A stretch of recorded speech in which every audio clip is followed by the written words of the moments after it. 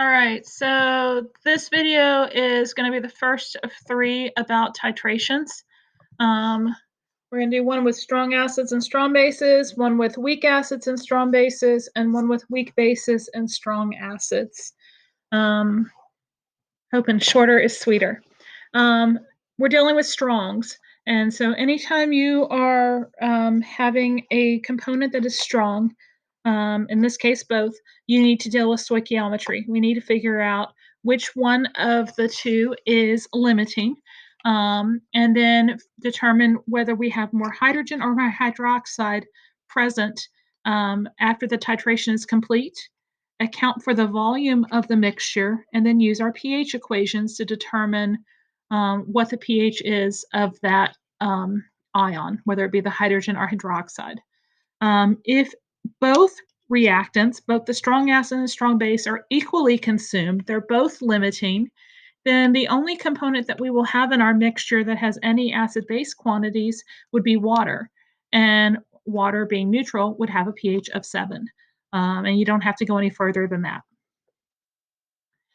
So this is an example. You've seen graphs like this already this year where when you are starting with a strong acid, your pH is going to be very, very low. You will notice as opposed to the buffers, basically it just stays low until you reach the equivalence point, the point where the moles of the acid and the moles of the base are equal. They're both limiting. When you reach that equivalence point, your pH drastically increases. You'll notice right around 50, if you look at the data points, you'll see that at 49, it was at 3 of a pH, and at 51, it was at 11.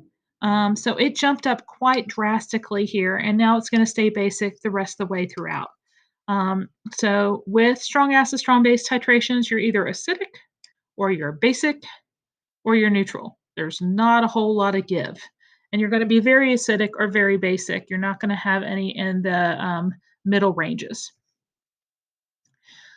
So this problem has 4 parts. We are going to add different amounts of acid. This one's going to be the opposite of the graph you just saw. We're going to be titrating the base with acid.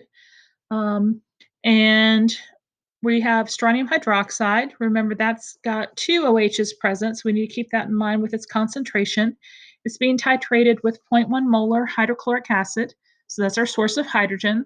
And we want to know the pH after we've added different amounts of HCl. In this first example, we're not adding any HCl. So the only component that's present that will have any effect on the pH is the strontium hydroxide. So that would be the reaction between the two. And if we were going to look at it from a net ionic perspective, it would just be the hydrogens and the hydroxides influencing the reaction. We don't have any hydrogen present this time, so we're just going to focus on the strontium hydroxide, which means we just need to find the pH of that strong base solution. Now, POH is an easy way to figure out the pH of strontium hydroxide since OH is present directly. But I want you to notice that it's 0.2 molar SrOH2. And since there are 2 OHs present, the hydroxide concentration would actually be twice that. It would be 0.4. Okay? When we take the negative log of that, we're going to go out 3 decimal places and get a POH of 0.398. We want the pH, so 14 minus that would give us our pH value, 13.602. So if all you have is a strong acid or strong base, you just figure out the pH how we've done it previously. When you have both strong acid and strong base present, like you do in part B, we've got to account for the stoichiometry. We've got to look and see how much hydroxide we have, how much hydrogen we have, which one we run out of first. So we're going to set up an ice chart, even though it's not going to be a true equilibrium, just because it's going to make it a little easier to keep track of both the hydroxide and the hydrogen. Um, we need to have moles as opposed to molarity since our concentration will have a different number of particles depending on the volume of that solution present. So to find the hydroxide, we would take 0.1 times 0.4, since again there's 2 OHs present, and we would get 0.0400 moles. With the hydrogen, we would take 0.2000 liters times 0.100 molar of the HCl to get our hydrogen concentration, 0.02. Water is not going to influence anything, so we don't have to worry about it. Because these are present in a 1-to-1 ratio, we will see that hydrogen is in a smaller amount, so it is our limiting reactant. So we're going to consume all of the hydrogen, and with that, we're going to consume part of the hydroxide.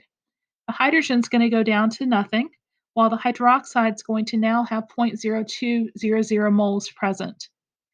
As that is strong base, just like we did in part A, we're going to find the pH using the moles of hydroxide, but we need to account for the volume that's present in the mixture. We don't just have 100 mils of strontium hydroxide, we now have that plus the 200 mils of hydrochloric acid, so our new volume would be 300 mils. So when we find the pOH, again, we need a concentration. We're going to take the 0.02 moles of hydroxide and divide it by the zero point 0.3 liters, 300 liters, to get its concentration, which is now at 0.0667 molar. The pOH would be 1.176, so a little higher than what we saw on the previous slide, but the pH is still going to be very basic, 12.824. In our next example, again, we have strong base and strong acid present, so we're going to set this one up just like we did on the previous slide. We don't have just one of them, we have both. So we had, again, 0.04 moles, zero point 0.4 times 0.1, and we have 0.4 times zero point 0.1 moles of acid.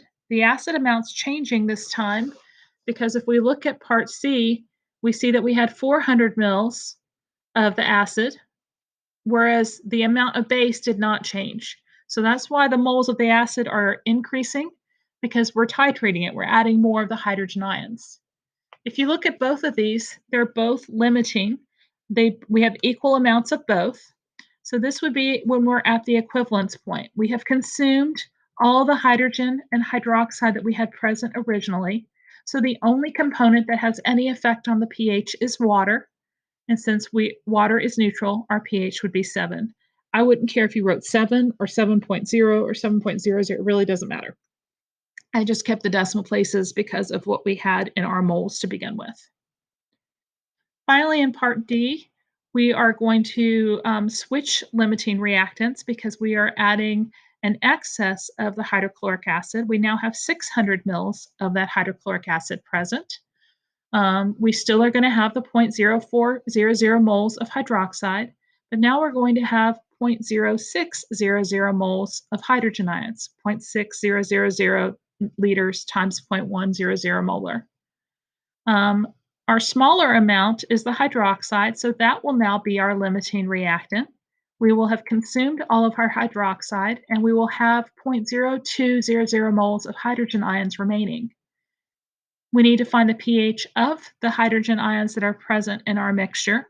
So we account for the fact that the hydrogen ions are dissolved now in 700 milliliters of solution, the 100 milliliters of strontium hydroxide, and the 600 milliliters of hydrochloric acid. And when we divide those two quantities, we get that the concentration of hydrogen ions is actually 0.0286 molar. When I take the negative log of that value, my pH has dropped drastically because now, again, I'm in a primarily acidic solution, 1.544. So that's the end of the first titrations video, and the next one will follow shortly.